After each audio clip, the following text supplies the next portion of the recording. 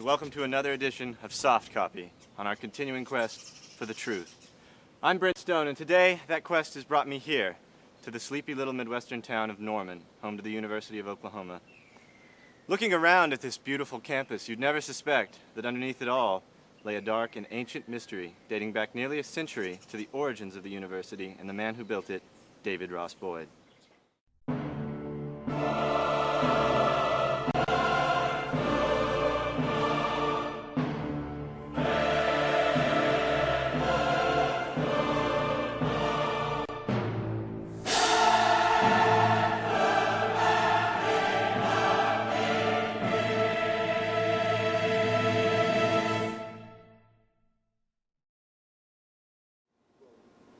This piercing gaze belongs to a man of great significance to this university. David Ross Boyd, first president of OU, stood here 111 years ago, and with these eyes, looked to the southeast. Not a tree or shrub broke the interminable monotony of that hard-pan desert.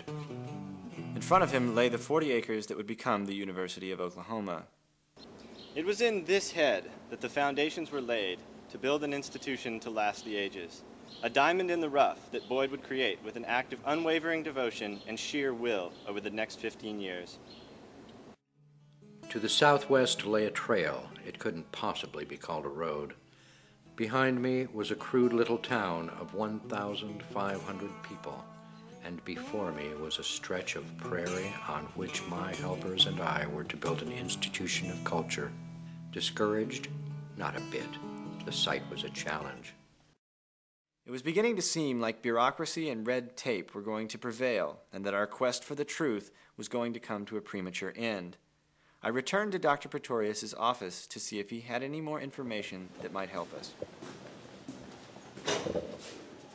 Oh, hi, Brent. Look, I was just heading out. Dr. Pretorius, I have some questions about the secret clubs as well as Boyd's dismissal. I'm having trouble getting information. I was hoping you could help me out. Look, I'm sorry, Brent. I can't do any more for you, all right? Nobody's being allowed to speak with you. So orders from on top.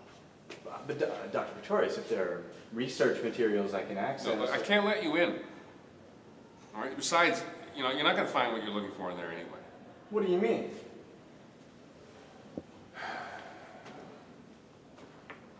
Look, I know what you're looking for, and I'm telling you to stop.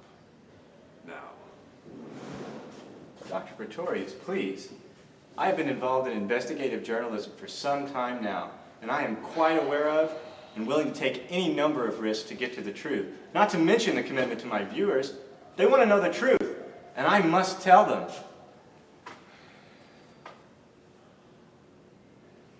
All right, Brent, turn the camera off.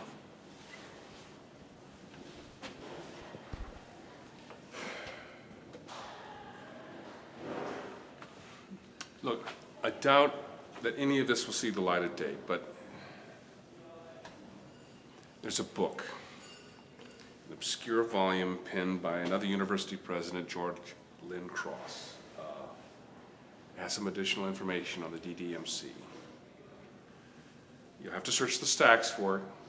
After you've found it, if you're still interested in pursuing this matter further, there's a man I know who can give you the rest of the information that you want. His number is in the index of the book under S.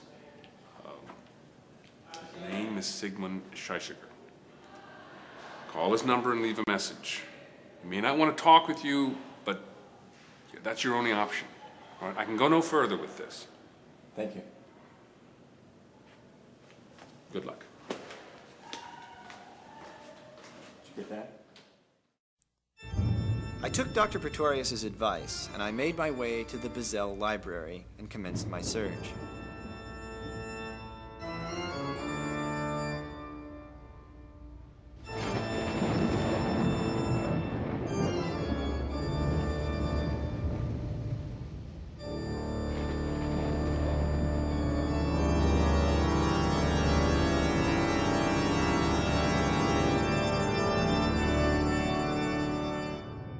The building, named after the 5th president of the university, is a veritable maze.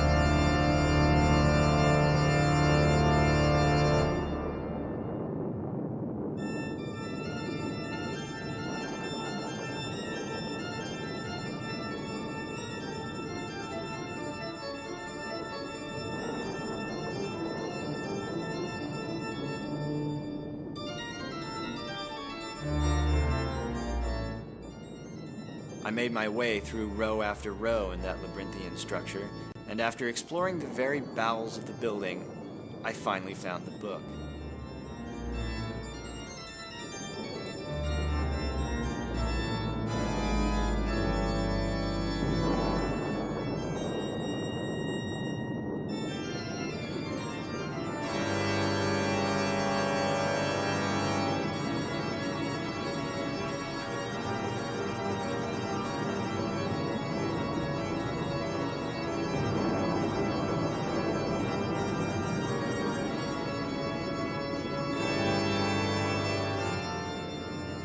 Sure enough, there was a chapter on the DDMC, a folded map in the sleeve.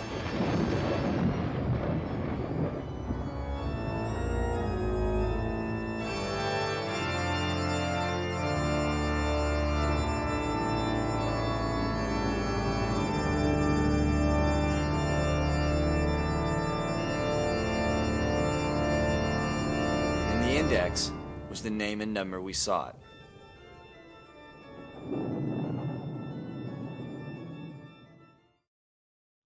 I left a message and waited. 5 minutes, then 10. A half hour had passed, and I was about to leave.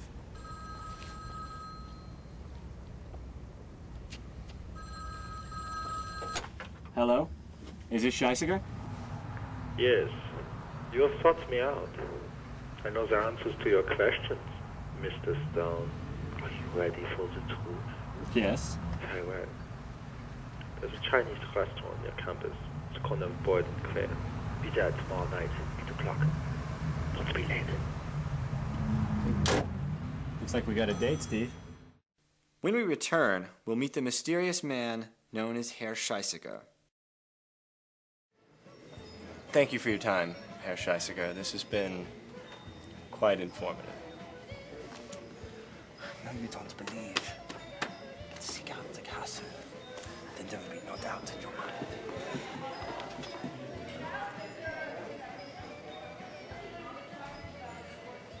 Can you believe this guy?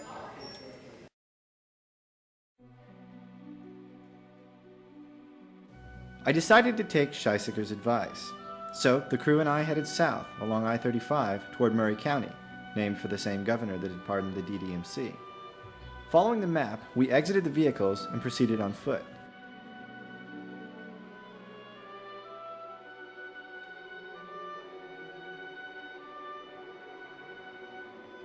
We made our way through the woods, and after some time we came to a road.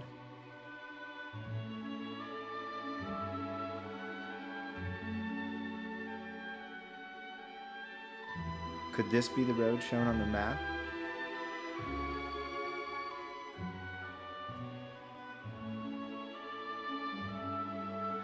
The road led to an old coach house.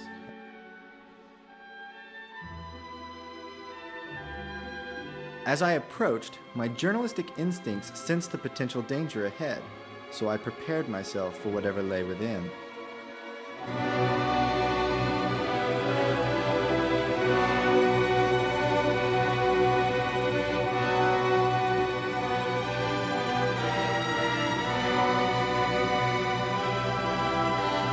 Inside, we found strange runes engraved in the rafters.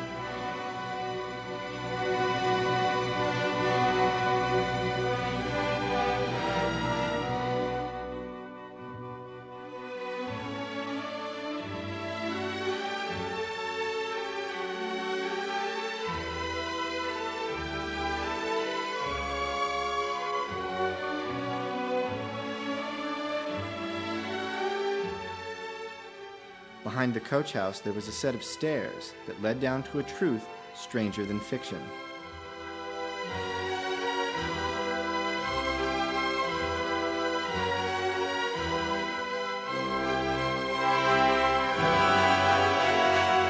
I couldn't believe it. It was here. It was real. What did it all mean? For the first time, I found myself wondering if Scheisiger was telling the truth.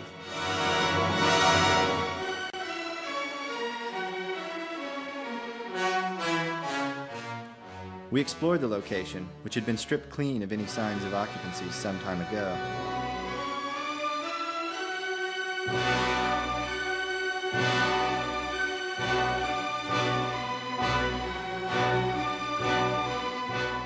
In a valley hidden deep within the Arbuckle Mountains, Boyd had come and built a castle.